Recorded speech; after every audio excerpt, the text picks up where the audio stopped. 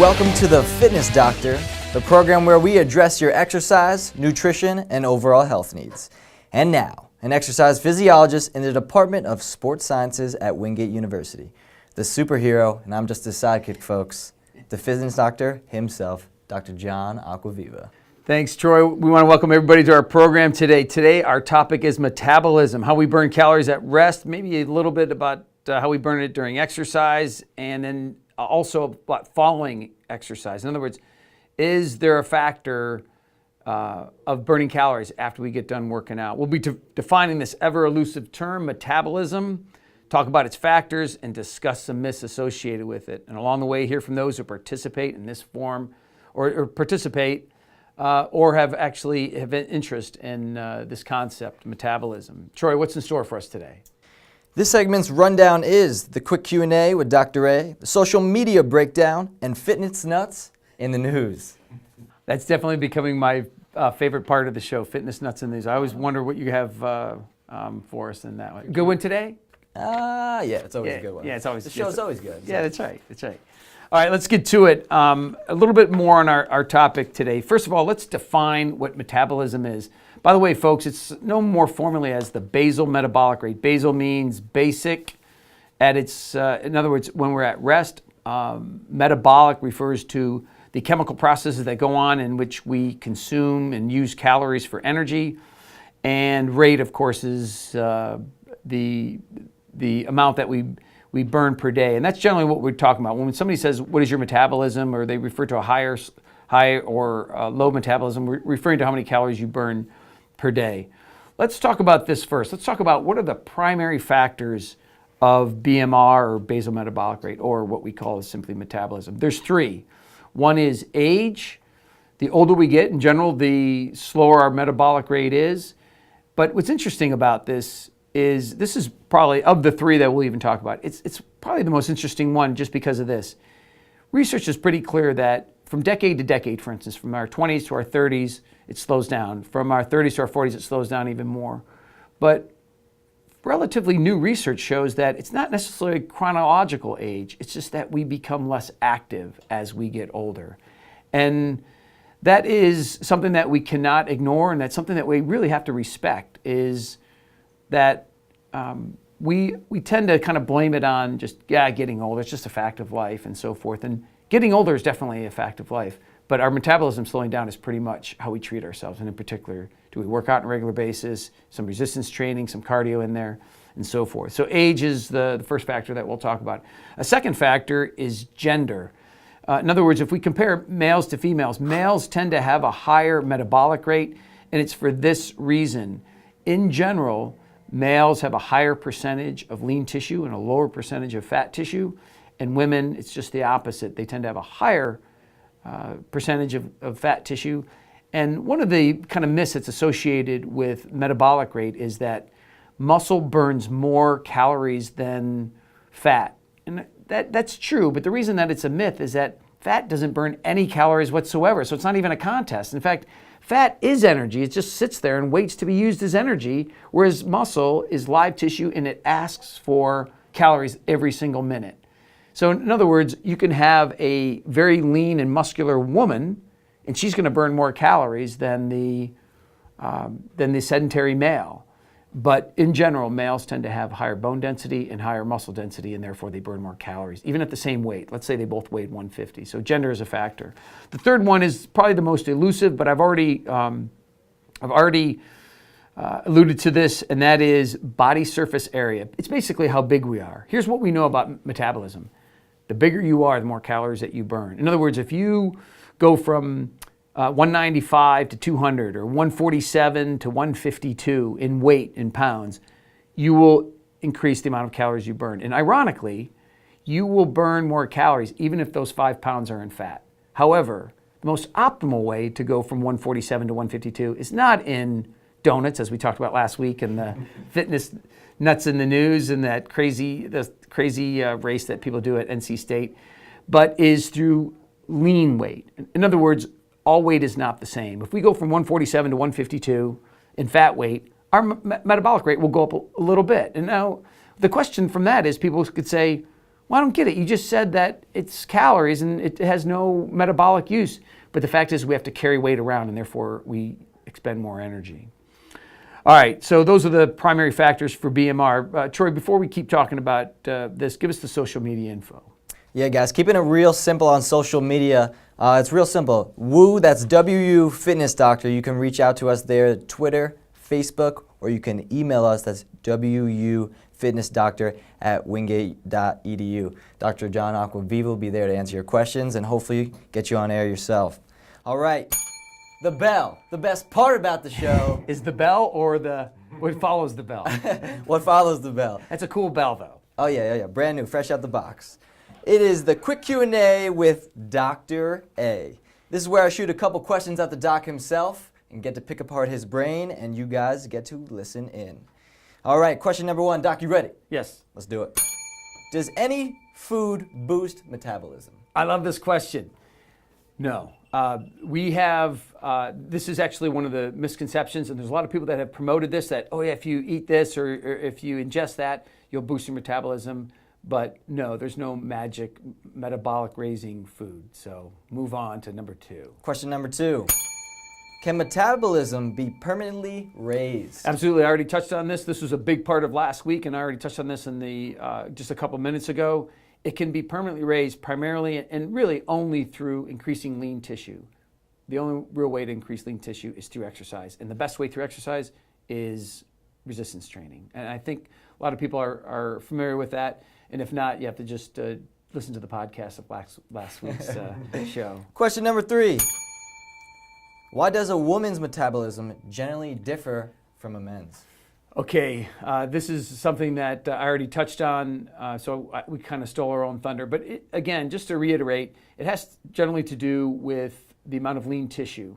So a guy generally has more lean tissue than a girl, so even at the same weight, the guy will burn more calories. That's the quick Q&A of the day, my favorite part about the show. Now it's back to the doc. Okay, if you're just joining us, this is the Fitness Doctor. I'm Dr. John Aquaviva from Wingate University. We're talking about metabolism and all things that are associated with it. We've already discussed the major factors of basal metabolic rate. I think a lot of people, this is really one of the mysteries of this area of our health. I think it's not just a mystery to people. People are just downright fascinated with it, aren't they? I mean, it's people, if you could bottle metabolism and people could ingest like a higher, I mean, think about how popular this particular drug would be. I mean, it would just sell off the shelves. But the unfortunate thing is nobody would ever work out, would they? Right, no. They just go, oh, can I get another bottle of that metabolism boost? And of course, people try to do it in the form of coffee, I think. They're like, maybe if I drink 45 cups of coffee. Or green tea as well. So. Yeah, that's right. And that's one of the magical, I think that's one of the myths behind that is people think, oh yeah, I can burn more calories if I just hot green tea. Hot green tea. Put a little honey, sugar, Krispy Kreme. And you know what I'd like to do is sell like tea and then on the box say, this is metabolic raising tea. Be sure to drink this directly following 1 hour of exercise. It's guaranteed to. We'll sell millions, right? We could actually do. Stop recording right now. Let's talk about the minor factors. We've talked about the major factors of basal metabolic rate or metabolism. Let's talk about some minor factors, and these are truly minor factors, folks. So kind of keep this in line with what we're talking about. But stress is one. In other words, stress is defined as actually any change that comes over the body. So heat, like extreme heat or extreme cold temperatures, will raise the metabolic rate because then we have to try to maintain that body temperature. If it's really cold, our muscles will actually start to contract quickly, like in shivering, and that'll actually increase our metabolism. And if it's really hot, then we sweat more, there's more blood flow, that will increase our metabolism. But in both cases, in other words, turning your AC down in the summer to 38 degrees, you might burn another 8 calories per day. So it's not necessarily worth it, and you'll freeze to death as a result. So we don't want any freezing to death. Another thing is psychological stress. We tend to get ourselves in a situation, we worry about a lot of stuff, but actually it does improve our metabolic rate, but only to a small extent. So it's better to not worry about stuff because overall it's going to be healthy for us. So that's definitely one of the minor factors is stress. Now, let's move on to our next segment. We have a few minutes left here. All right, fitness nuts in the news. Now this story is it's a special one. I don't know if Tell us what Fitness Nuts in the News is. What's the concept here? We do a little research and we look for a little nutty people out there that take exercise or nutrition to a next level, or sometimes even a combination of both. But in this segment right here, we have a woman, and excuse me if I mispronounce her name, Annette Fredscroff. She was diagnosed with multiple sclerosis at age 38. Okay. And she decided from there on out she's going to run a marathon every day of her life. Okay, a marathon. A marathon. How long is a marathon? 26.4? Actually, 26.2. 2. Okay. Yeah. So she ran 366 marathons for a year straight. And after her diagnosis, she had no medication. And she just used this as, her medicine. Right, exactly. And in total, she ran 9,589.2 miles, and she's still kicking to this day with no symptoms of multiple sclerosis. I don't know. Where do we start with this? I don't know. Yeah, because the thing is she conquered this pretty serious and sometimes devastating disease, right? Multiple sclerosis. Right.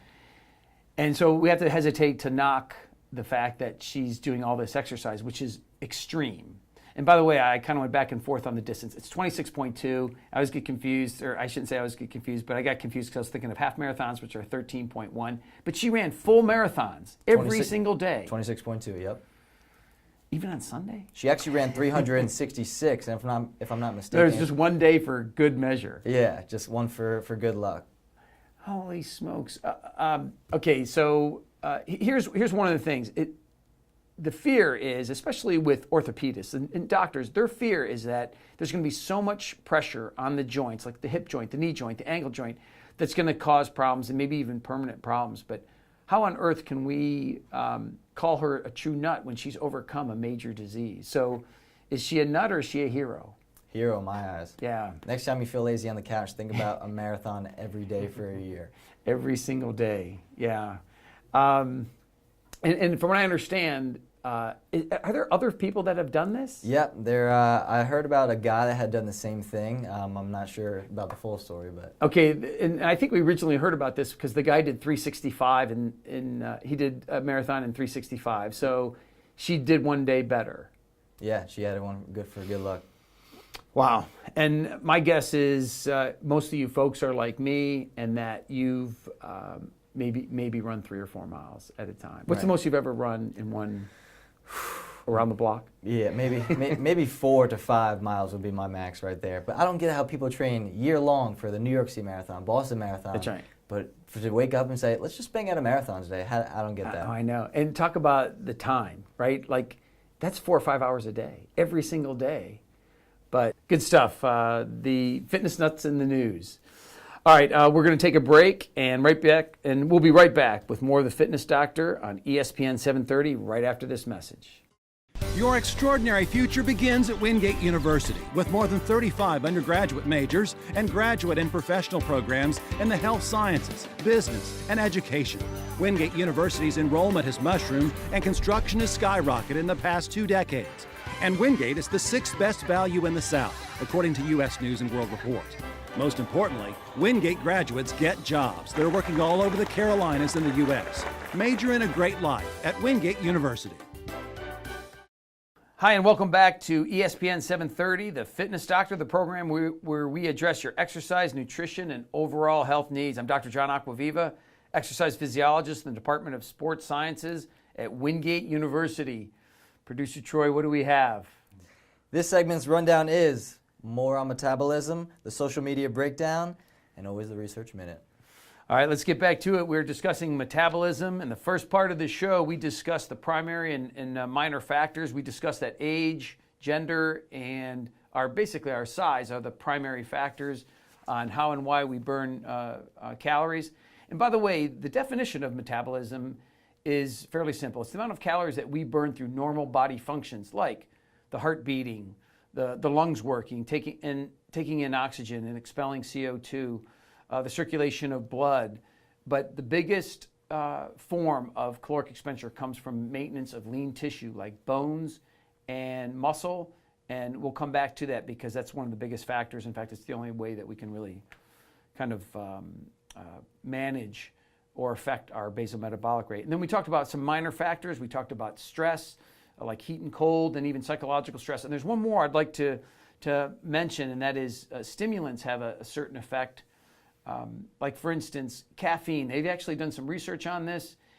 And what they found out was people, they think because the heart rate will be increased and breathing is increased through caffeinated beverages, that it's going to make a big impact on their overall metabolic rate. And actually, it has impact, but it's a minor impact. In fact, I think this one study, if I remember correctly, these folks drank 4 to 5 cups of coffee in the morning, and then they did resting metabolic rate, and they just determined in a lab how many calories they burned in addition to not having the caffeine in their system. And I think it was between 30 and 50 additional calories. And by the way, in the overall scheme of things, that's nothing. So if you like those 4 or 5 cups of coffee, go for it. But if you're drinking coffee just for the extra calorie burn, my suggestion is avoid the jitters and just go for a run or something, right? Or try to run a marathon that day, right? You could do that too, 366.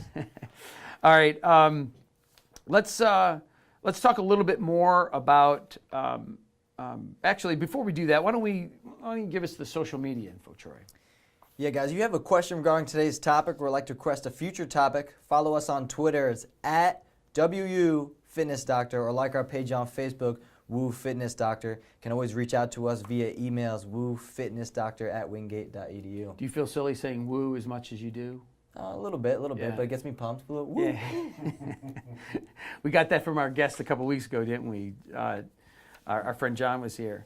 All right, listen, before we move on to some other stuff, let's talk a little bit more about metabolism. One of the things that people are interested in is, how is this determined? How do we determine how many calories we burn? And by the way, whenever I mention this, people are like, what's that? I'd love to do this. And let me tell you how exercise physiologists determine caloric expenditure.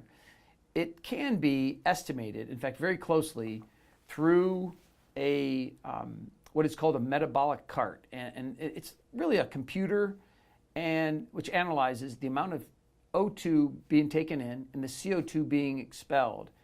And what we do is we lay people down in this lab and we hook them up to this machine, and it's got a little wire that determines the amount of CO2 coming out, the amount of O2 coming in. And then the person puts on a mouthpiece, right? It kind of looks like a mouthpiece like a scuba diver would wear or something like that. And is this what you kind of see on maybe an ESPN sometimes with the athletes recovering? And it's exactly. In fact, the new commercial with LeBron James, he's running, and Yep. Is that a Gatorade commercial or something? I don't remember the sponsor, but I remember he's running, doing some push-ups, and he's got the thing. Yep. Yep, and it's actually the same equipment. Okay. And they're determining caloric expenditure, and in particular how much oxygen he's taking in while he's exercising. But it's the exact same equipment, and it looks just like that. But in this case, because we called it basal metabolic, that is, we want to find out how many calories they burn when they're just at rest. So the individual's lying down, literally, and they're in a supine position. They're just looking up to the ceiling, and their arms are to their side, and nothing can be more boring, right? But this computer is taking in all this information, and from the amount of calories, or from the amount of oxygen that's being taken in, and we can relate this to how many calories how much pounds they weigh, we can determine really accurately how many calories they're burning in a given minute, in a given hour, and ultimately in a given day. Now, by the way, the people can't just sit down for 3 or 5 minutes. They have to sit down for around 30 or 40, or lie down for 30 to 40 minutes. And at that point, they're at a true rest. And if we can capture that, which the computer does for us, we can give it a really good estimate. And by the way, if you weigh anywhere between, say, 120 and 200 pounds, which was probably most of America would weigh in there, your caloric expenditure would be anywhere between, say, 1,300 and, say, 2,200 calories per day. And what that's saying is, without any exercise involved, you would need to take in that many calories to be in what's called caloric balance. And what caloric balance is, indicates whether we lose or gain weight for the day. In other words, if you are burning 1,700 calories in a day, you should take in 1,700 calories a day, and then you're in balance. And then it's when that gets out of balance, dictates whether we lose or gain weight. Before we move on, let's just give a reminder. To our listeners, you're listening to The Fitness Doctor here on ESPN 730. Today our topic is metabolism and all things related to that. And from what I understand, Troy, we have some people who've contacted us through social media. Yep, they got questions, Doc. First, we have @WasUp89 from South Charlotte. And What's Up wants to know, do supplements raise metabolism? Do supplements raise metabolism? Some of them do, actually. One of the big ones over the last 20 years has been, it used to contain ephedrine, hydroxycut. I almost forgot the name, but hydroxycut is actually one of the big ones. It contains stimulants called ephedra, or at least it used to, and a Major League Baseball player was found to have a lot in his system, and during spring training he collapsed and the gentleman died, and as a result of that the FDA banned that stimulant. The irony was ephedra never left the shelves of GNC and other related places. They just replaced it with another stimulant. There are literally dozens of similar stimulants, and until another individual or group of individuals die, that one will remain on the shelf, and they'll just keep replacing it. And they have a lot of like Middle Eastern or Far East names, like Ma Huang is one. I know it sounds funny to even, I have a hard time being serious even mentioning that. But ginseng is another, and I think a lot of people are familiar with that. And they're all the same thing. They're from plants, similar to, like say, a cocoa leaf or a tobacco leaf. It has natural stimulants in it, and they put these in products, and it raises the metabolic rate. Now, does it raise it substantially? No, it's just like the caffeine might raise it a little bit. Let's do another question. Yeah, I got an email here from Alicia W. at Yahoo, and first of all, she says, hi, Doc. So Alicia says, hi, how you doing, Alicia?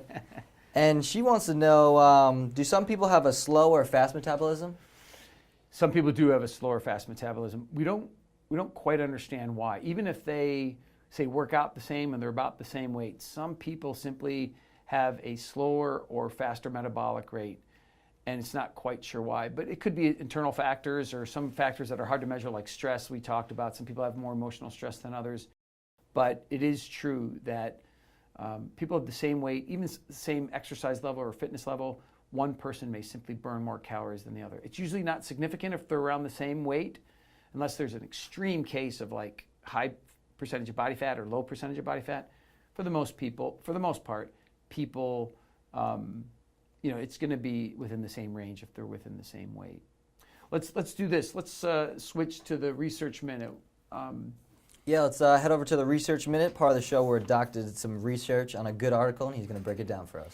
All right, the name of this article is The Impact of High-Intensity Intermittent Exercise on Resting Metabolic Rate in Healthy Males. This is out of the European Journal of Applied Physiology, my favorite. I read this between 10:30 and 11 every night, and helps me fall asleep, actually. Again, the title of this article is The Impact of High-Intensity Training on Resting Metabolic Rate. And this actually goes right what we were talking about a couple weeks ago. We were talking about high-intensity training. Okay, so this goes back also to what we were talking about just a few minutes ago. Think about what I was referring to in the resting metabolic rate, and when they put these people on a table and they just determine how many calories they burn. Okay, here's what they did. There was 3 groups. One was high-intensity training group 1. They did 10 one-minute bouts of cycling with 1 minute's rest. High-intensity training group 2 did 10 bouts of 4 minutes each, but had 2 minutes rest. So in other words, they did more exercise, but more rest. And then the third group was just control.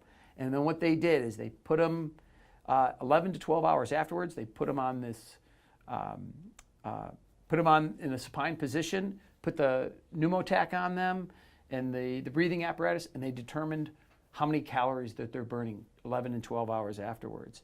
And what's interesting is you would think that the high intensity training group, either one of them would be much higher than the control group. And they found out that there was not much difference at all.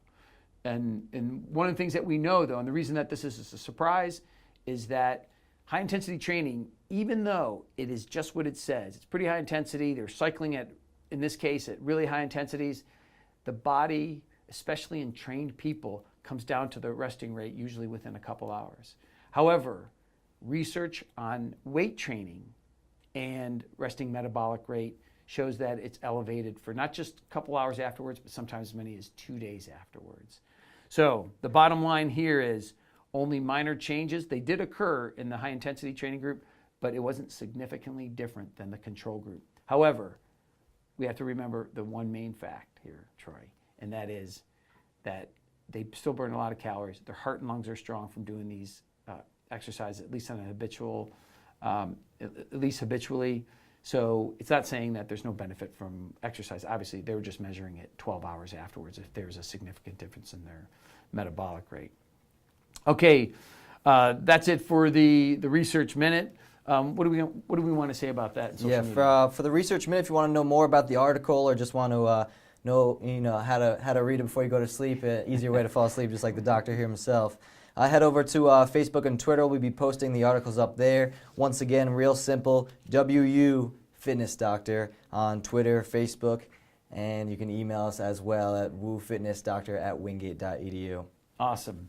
All right, before we go away for the morning, there's something else I wanted to mention, and that is there's a formula to help determine basal metabolic rate. That's right, Doc, and today I'm going to break down the BMR formula for you. I'm Michelle Jarquin, and I am the social media coordinator for the Fitness Doctor.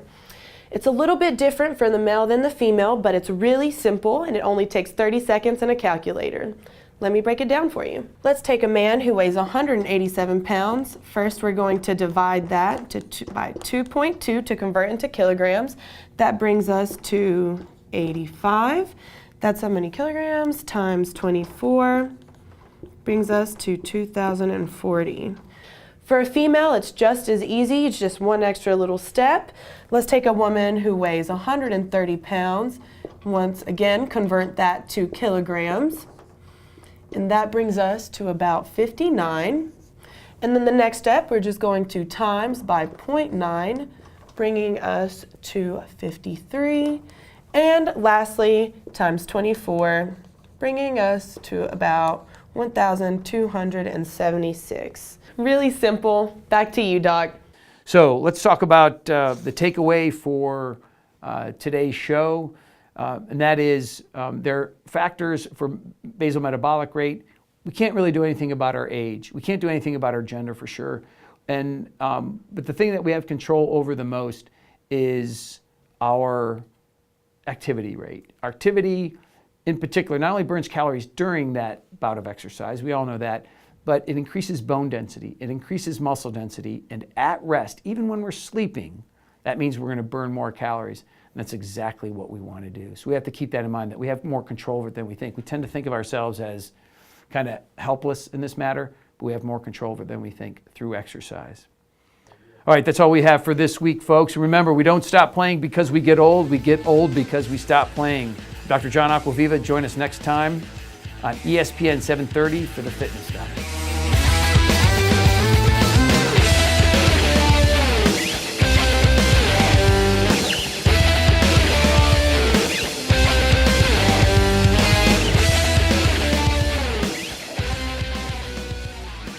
Planning your next step in life? Come complete your education in a dynamic, caring environment at Wingate University. Enrollment and construction have skyrocketed in the past 2 decades as students pursue challenging and rewarding degrees in fields like the health sciences, business, and education. U.S. News & World Report has named Wingate University the 6th best value in the South. Visit one of our 3 great campuses, Wingate, North Carolina, Hendersonville, or Charlotte, or check us out at wingate.edu. Major in a great life at Wingate University. What is Wingate? A thriving university nestled in a quiet community near Charlotte. Named 6th best value in the South by U.S. News & World Report. Leading the way in the health sciences with pharmacy, PA studies, and nursing. What is Wingate? Big enough to offer 22 NCAA sports. Small enough to attract the best and brightest in the world. What is Wingate? Wingate is you. Wingate University. Major in a great life.